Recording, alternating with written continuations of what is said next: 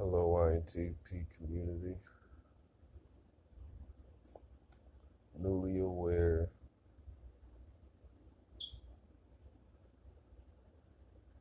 edition.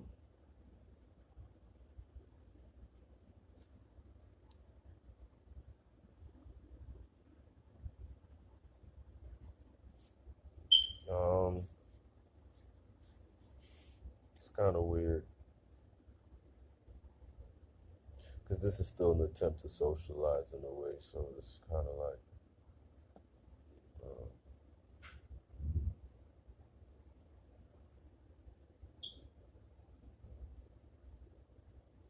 I don't know. It's like I made two videos now, both 50 minutes long, and it still doesn't sum up to what's going on in my head right now, and I'm just thinking about everything. And I think sometimes the universe uses our capacity to think and uses it in a way that we're kind of like enslaved to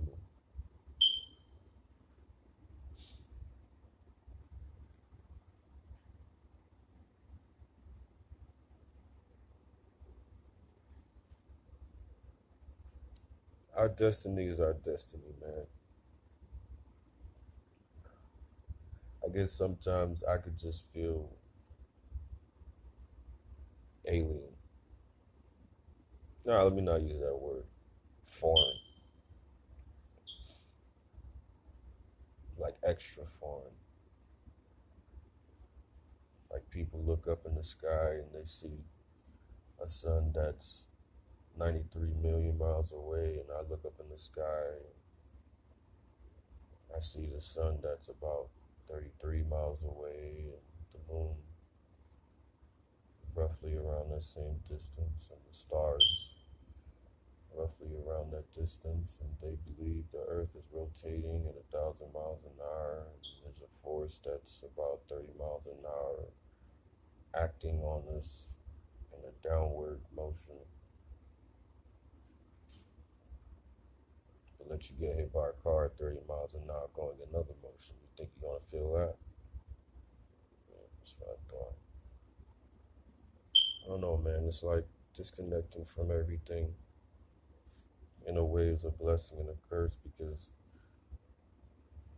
I guess this is how we know that we're INTPs. Because like, if you don't come out, if you, like we know if you don't come out the other end of that journey intact, c'est la vie.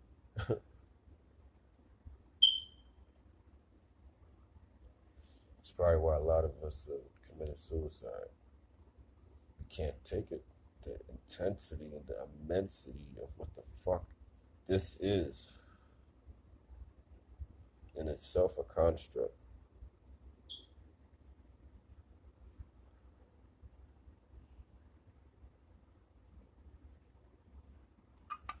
I don't know, man. It's like I've been depressed so long. I'm way past depression.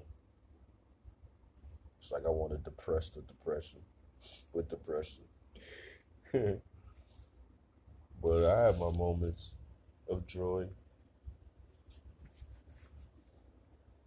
I don't care for happiness. I care for the truth. You can't have both in your life, and I think that's where we get it fucked up compared to, I guess, the other 97%. And feel free to comment or whatever. I'll leave my email in the description. You can contact me. I don't need friends. I need fellow architects.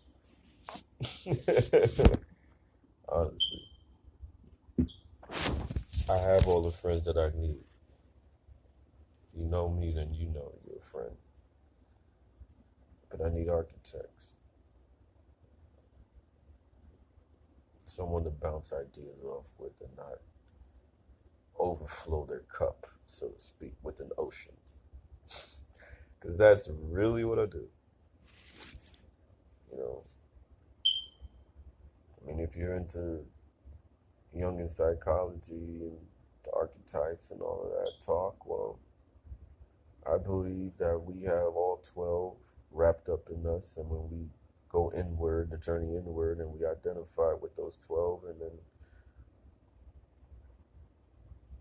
we compromise and we become one with those, then we create a 13th, which is that Christ archetype, I guess, so to speak. And then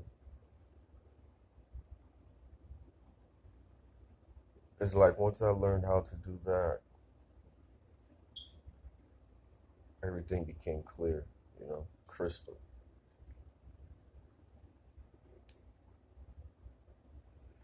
Because in essence, a crystal represents what we are. It's just to conceptualize that emptiness inside a crystal, along with the physical appearance of that crystal, is like trying to describe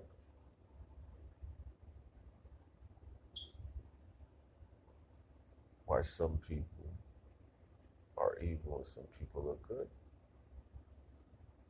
It's just what it is, man.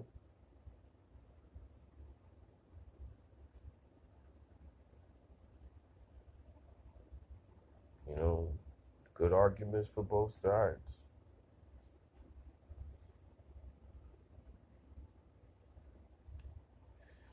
But they all want to go to happiness, and that's what I don't agree with. Such a high expectation of life, and then for it to get chopped down, it's tragedy. And people become resentful. Then all that shit starts. I've been listening to some of you guys, and you guys are beautiful people. Guys and girls. Well, I don't want to say girls because I don't talk to girls. I talk to women. I have a daughter, so it's like, like I'm aware of the power of speech and verbs, not just verbs, but words and how they are weapons. How our speech and language is a weapon. Like I'm fully aware of the battles that constantly go on. And I think symbolically speaking or metaphysically, however you want to translate it, I have to admit my vernacular is not where I want it to be, but I'm getting there. So I'm doing my best to explain it in terms that everyone could comprehend and extrapolate what I'm saying, Because I believe in a bigger sense we talk in parables because there's no words for what we really mean. And I think that kind of keeps us introverted because if it has no meaning, then why am I saying it? I think that's why we don't like small talk. What does it mean? All right, you showing me these shoes that you like. What does it mean? I know you like them, but what does it mean? You like to walk around with dead animal skin on your feet, made by a particular institution. Okay, I get it. So the value of it to you is high. I get it. Or, something similar to that example, but it's just like, man, maybe it's that Gemini in me too. Yeah. Because it's hard because you can't deny you can't deny traditions that were like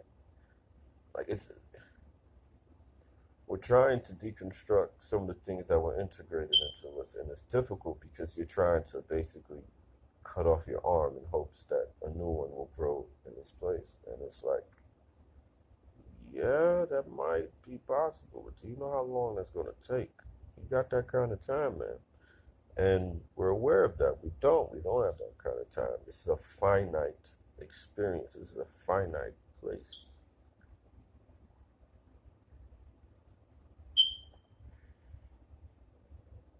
And I'm a kind of guy, when I'm into something, I'm into that thing. I don't know. I mean, I guess the best way I could describe it is you guys describe it better than I can. Like when I listen to you guys speak about your experiences, and it just resonates.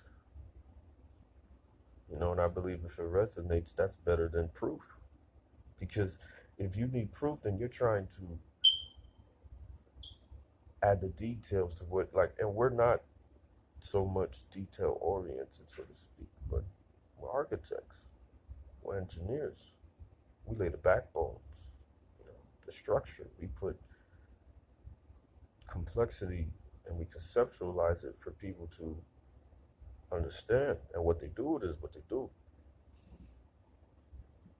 We're not so much concerned about what people do with it, unless it's our own personal thing, because we want to do things with what we know, but it's just we have our own way about doing things, and that is, I live and die by that thing, man. Like, we do it our own way, and it's just not going to fucking change. Like, we're unagreeable. Like, we are not agreeable people, period. And there's no need to be agreeable all the goddamn time, because then look at the chaos that's going on in the world. Duh. Nothing against my extroverts, because I don't have nothing against you guys. You guys are awesome. You guys are what make the world go around, honestly. We need you guys. But I'm getting the sense that you guys feel like you don't need us. And maybe I'm overthinking it, which in turn I'll probably create more space to underthink that and then whatever. But it's just, I don't know, man.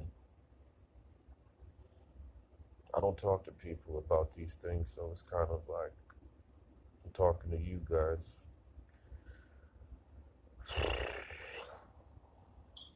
I'm not trying to sit here and sound all fucking emotional and get all, emo and shit, but then again, I'm willing to face that humility, right now and say, yeah, this shit is tough, man. It is difficult.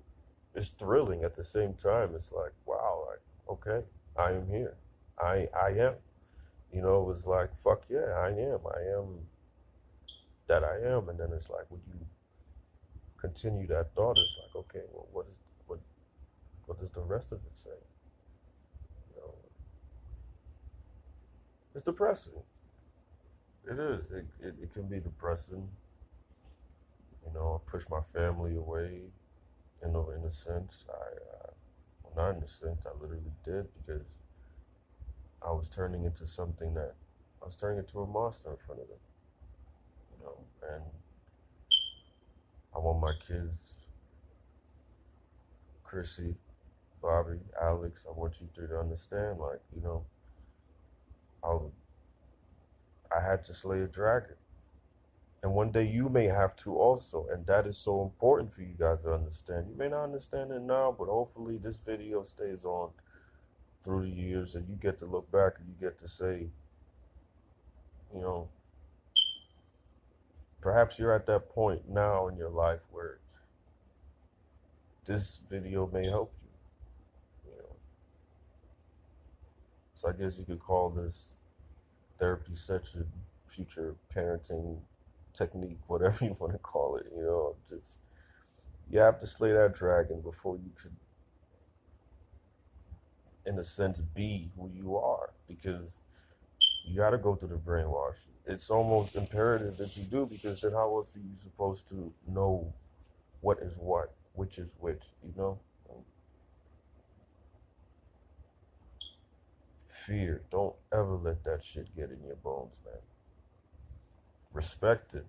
Be aware of the danger, but don't let anything get in your blood like that, man.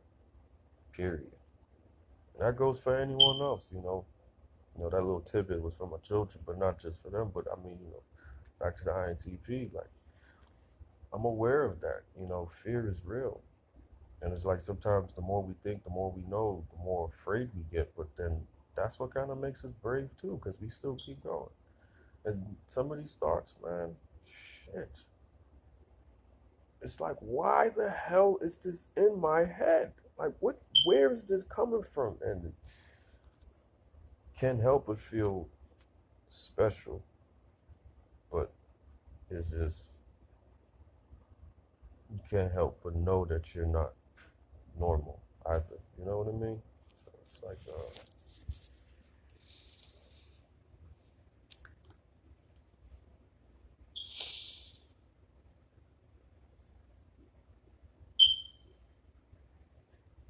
I don't know.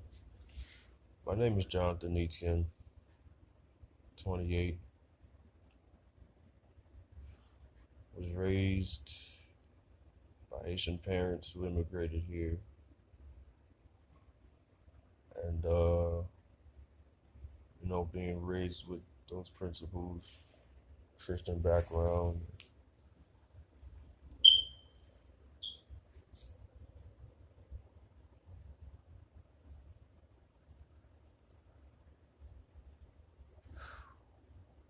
For my parents too, for my family, because I pushed you guys away, I miss you guys, and some people are like, well, just go call him, just go see him, just go talk to him. And this is where guess, I guess ultimately where I'm, not ultimately, because there's never ultimate, we don't like boundaries. It is fucking annoying, but I'm learning how to set boundaries to to surpass down the line. So making markers along the way. Because my dad told me a long time ago I'm on a dangerous path. And Dad, you're right, I am, because what's at the end of the road, I've already found. At the end of the road, at the end of that dangerous road, what I found was that it wasn't dangerous. It was experience. It has its effects on me. That hasn't. That you're very right about that. It was dangerous as hell. But I guess, Dad, I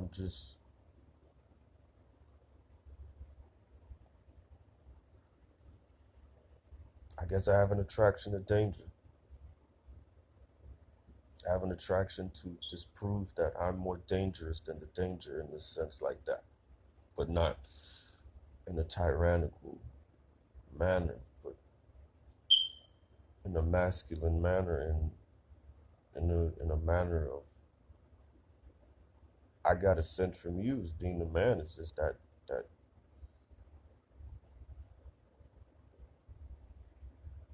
that overwhelming capacity to stick to your gut in everything, being immovable, but being unstoppable at the same time. That force you still have to this day. A mom, same thing. It's I've been under your protection physically and mentally for so long. I had to. What I'm trying to tell you guys is you guys couldn't keep me from going that path. And you guys protect me. You guys love me. And I know that. And I love you guys too. But that's never going to change. And I'm never ever going to change how I feel about you guys. I love you guys dearly. But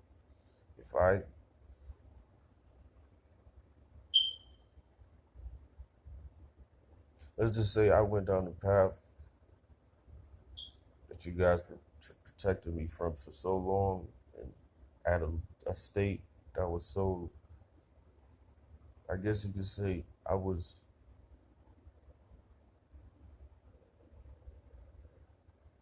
more energized by that experience to take on that journey, because where I am today is just a glimpse of where I am now, wherever you are right now watching this video. Today's February 1st. In case I don't see you or talk to you, Dad, happy birthday on the 19th. And my brothers, I love you both. My aunt, my mom, everybody, my family is just, slaying a dragon. And in a way, I have to do it alone. Some things you need help, I understand that, but some things you need to do alone, and this is one of those things I need to do alone. My emotional sense is, I get unstable when I'm in there. Unstable beyond recognition. And that's what I've been the past years, couple of years, unrecognizable. And I'm trying to, I guess in a way, resemble something of the past, but also show you that the new and improved is also in there too. And I just ask for patience, man, and forgiveness. But I don't ask for sympathy, and I don't ask for empathy. I don't ask for you to care, so to speak. But yeah, man, that's just where I'm at today before I start going off into all these different topics. And yeah, feel free to email me if you just want to talk or whatever. Have a good one, guys.